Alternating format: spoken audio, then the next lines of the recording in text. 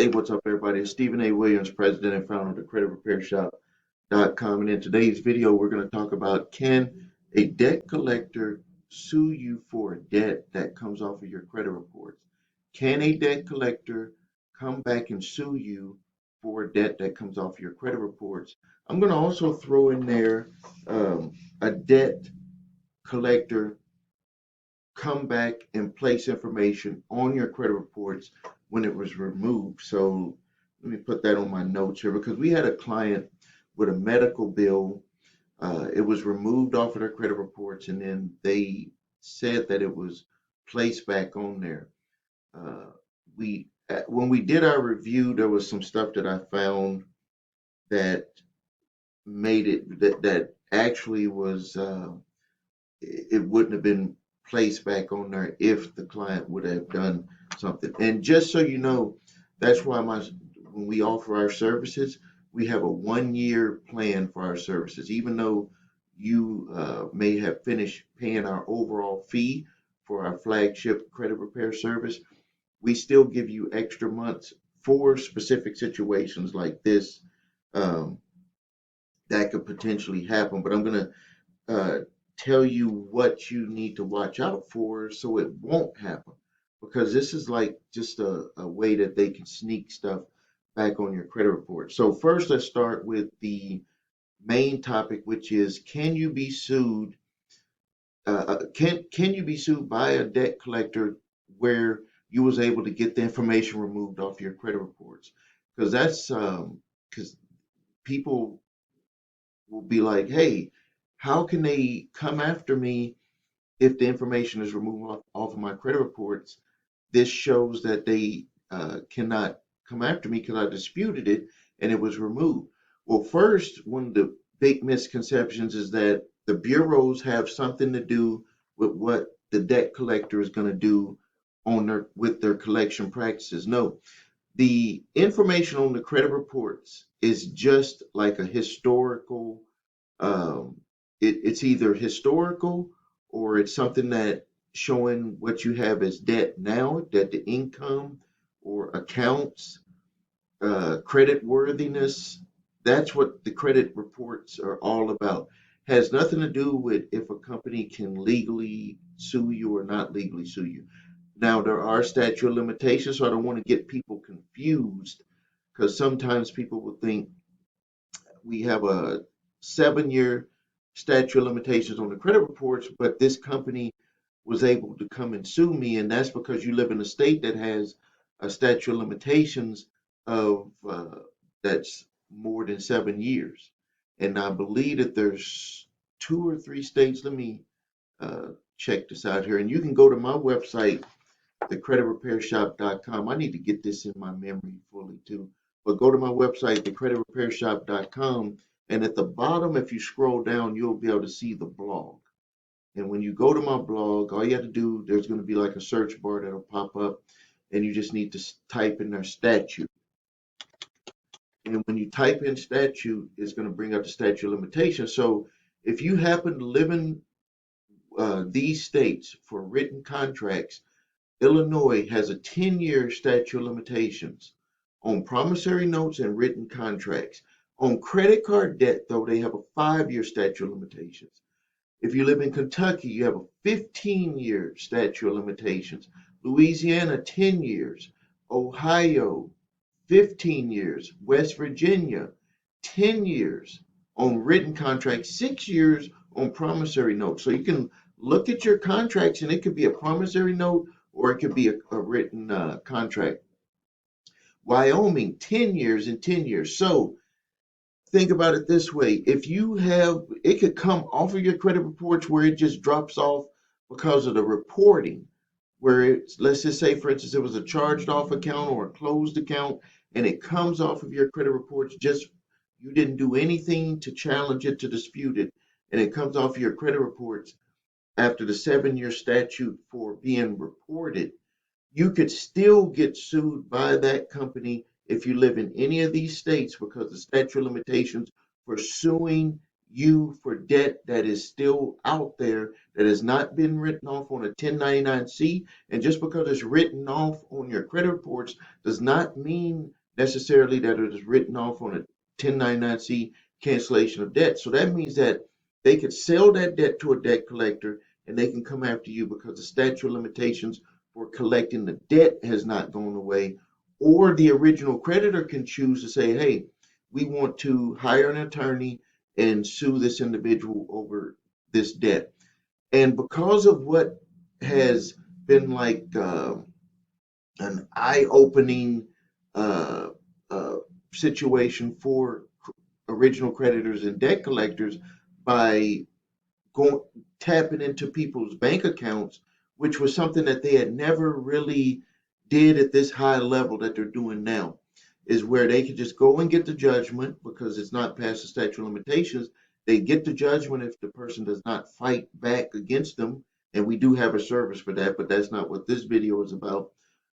They get a judgment and then they go get a writ of garnishment and they take that directly to the bank and they're able to get the money right out of the bank account. So that that's how they're able to a debt collector is able to sue you if your debt uh, even if it comes off of your credit reports. That's like the simple way that they're able to do it. Now let's quickly talk about uh, an account that uh, is on your credit reports and then it comes off of your credit reports and then it goes back on your credit reports.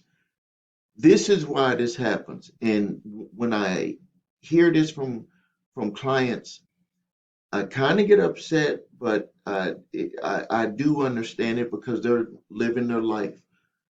No matter what, when a debt collector, the information comes off the credit report. Well, first, before it goes on the credit report, they have to send you that dunning letter, that demand letter for payment. And it's a demand letter slash information letter.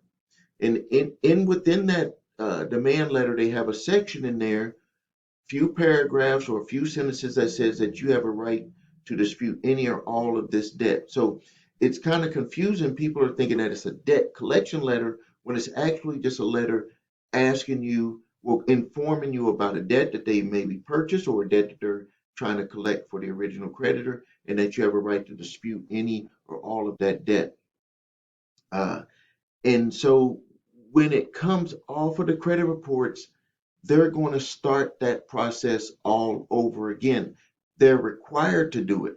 And what I see clients do, or maybe you've gotten stuff removed off of your credit reports and then it ended up back on there, is that people disregarded that letter, that notification when it was sent out again. Now, you might be saying, well, it did not get sent to me, or you missed it, or whatever it was. This is what you should do, is that you should request that they send you that initial letter again. You could say, hey, this information was taken off my credit reports because I had disputed it and there was inaccurate information about this account. And I want you to send me the letter that you sent to notify me to give me the right again to dispute any or all of this information that you're going to put on my credit reports or that you are trying to attempt to collect, which again is just part of the process that they're going to put that on your credit reports. So you want to ask them again directly. Now we're talking about directly. You can utilize the strategy to submit to the bureaus again, same information to get them to get the bureaus to look at it. But this is going to be to get that off of there. Fastest way is to go directly to that debt collector or that furnisher and say, this information was removed. You did not prove the first time, and why are you putting it on there again? And you did not notify me with the letter, the quote unquote the dunning letter, which is something legally that they have to do. You did not notify me, and I want this information removed off of my credit reports. And people are surprised that they will end up just removing it again, or maybe they ended up getting additional data that's going to prove that you have to look at resolving this a different way. But at least you will know. That's the important thing, is that it's not just put on there because you disregarded it, which is what a lot of people do, is that they just disregard that letter because they're thinking, well, it came off before. They're sending me a letter again. Oh, I don't have to even worry about this. They're just sending a letter. No, they're sending that letter for a reason, because it's like an alert that, hey, if you don't respond to this again this time, we're going to put it back on your credit reports. That's exactly what they're doing. So yes, you can be sued by a debt collector if, uh, even if the information is removed off your credit reports, and information can be placed back on your credit reports. And but it has to be a process of doing that, and you would need to challenge again directly to the furnisher. You can also do the bureaus, but really, if you just deal with it with what you had utilized when you got it removed the first time, but you utilizing that information, adding on to the history of what you did, so they would know that, hey, I'm watching you and it was taken off, that you would be able to use that. And then if they send back, hey, we got more information, more data, then you can make that choice to be able to move forward.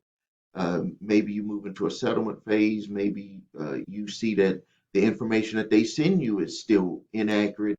It's not true, or maybe you got other information that the original creditor submitted a 1099. You just never know what they're going to come back with. That's where that back and forth process starts to happen, and that's why a lot of people utilize our services, is because if it happens like with this client, they're still within our 1 year period of time of services. We just get that ball rolling again for them to see why that's happening. I have another one here, and we seem to have this happening with medical bills, because what's happening with the medical bills is that the uh, a lot of the medical providers are hiring debt collectors to go after people for the medical bills. That they're not in the collection business, and so it could come off because the medical provider did not get the information to them in a decent amount of time, which is a 30 to 45-day window. And then once they got it, they submit it again to the individual and said, hey, this is what you have. Do you want to go ahead and resolve uh, this debt?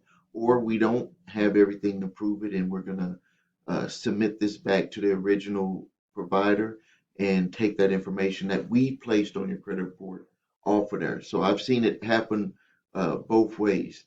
Before I end the video here, let's jump into some questions here. There was some YouTube question on my video about truth in lending. Uh, this YouTube viewer stated that they saw on their loan that their loan was actually $11,000, and when they looked up everything, the balance was $40,000. And I stated back to them, you got to look at that truth in lending, because this is something that you just don't expect a company to pull a stunt like that, where they would actually um, make the truth in lending paper, and they just don't, like, each of the boxes just don't add up. But companies have gotten in trouble for doing it, or what they've done is they've given the uh the uh the client a certain document, and then the documents that was forwarded over to the finance company were forged documents, and they were like blown up amounts, because they're sell this is what they're doing. They're selling the loan to the lender, and they probably stated something different to the lender that made it attractive, that made it to where they got them a large amount of money. And something that a lot of people do not understand about the auto lending industry, which is crazy, that it goes by this, is that, did you know that when they're making auto loans, that they have these ratings where they think that it's going to be a 3 month, 6 months, or 9 months, or 12 months that a person would pay on that loan. And so the subprime loans are basically packaged to be 3 to 6 months. Can you believe that they're actually giving loans and saying that we're probably going to get payments for 3 to 6 months. And I'm like, how does that even work? And I'm not in that industry.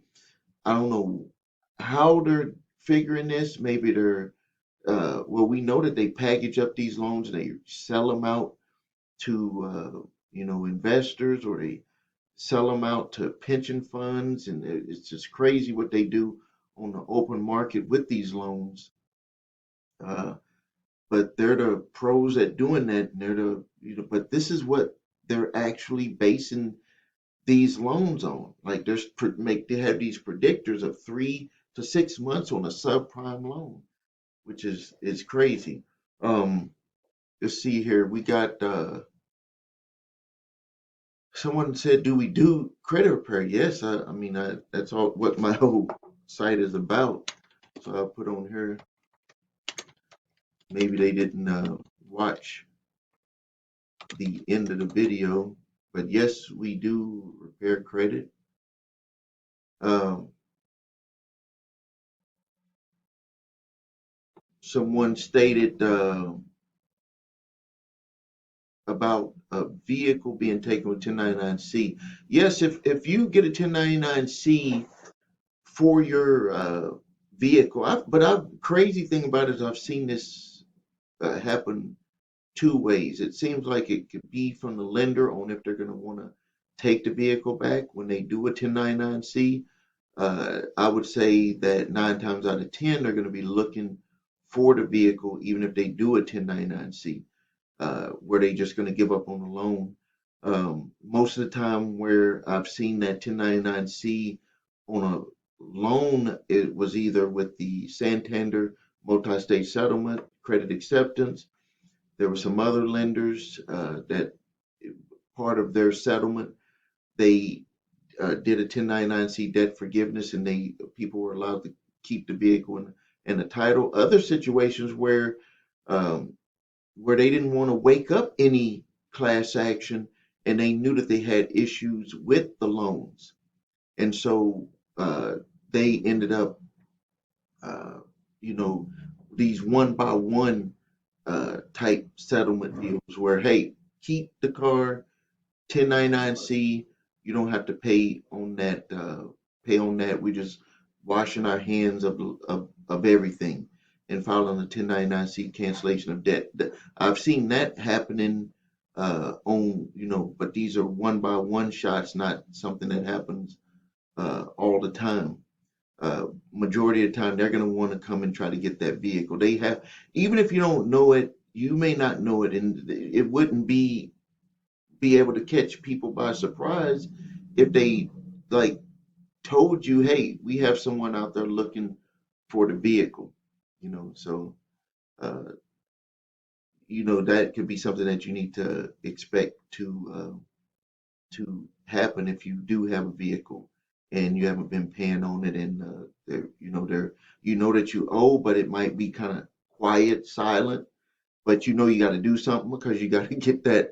You need that title so you can keep that vehicle registered properly. And the way that they catch people is, you got to get insurance. You don't want to get caught out there without insurance, and then they're going to see where you got the vehicle registered. Well, they're going to look at registration or past registration, and then especially they're going to look at insurance. They're going to see the address for the insurance. They're going to look up job, everything. So there's ways that they're going to look at that stuff. So just make sure you protect yourself and get yourself in the right position if you don't want to lose your transportation. All right, I'm going to end the video here. If you need help with your credit, please visit us at thecreditrepairshop.com. Watch the video, what makes us different, so you can see my 8-point validation process, my two-phase settlement process. If you need your credit reports and scores, go to the website your3scores.com to grab your TransUnion, Equifax, Experian credit reports and all 3 scores. And we do a free review if you get your reports, and we'll tell you what you need to do, or you can work with us and we can do the work for you. Not to be confused, someone live chatted us yesterday thinking that when you get the reports that we're going to do that work for you. No, we mean we're going to do a review of the work that you need to do for yourself, or you can pay us to do that work. If you have debt collectors coming after you, grab my 3-pack of letters. This is probably the best 3-pack of letters that's out there. It will statute of limitations for debt that is past legal statute of limitations to collect. And yes, there are still companies trying to collect on debt that's past legal statute of limitations. You do not have to do a debt validation if the debt is past the legal statute of limitations to collect. Debt validation letter, I give you that, and a cease and desist collection activities letter. Those could be used, that cease and desist could be used when they send you that first letter, when they send you that dunning letter, the first one. That is the one that you could use that letter on, and it can stop debt collectors. I do ask for a donation on those. It just helps me monetize my time making the videos here. Uh, and you'll see that offer on there. Thank you for your time. Please subscribe to the channel, post your questions and comments, and like this video. This is Stephen A. Williams, President and Founder of the CreditRepairShop.com. Thank you, and until next time.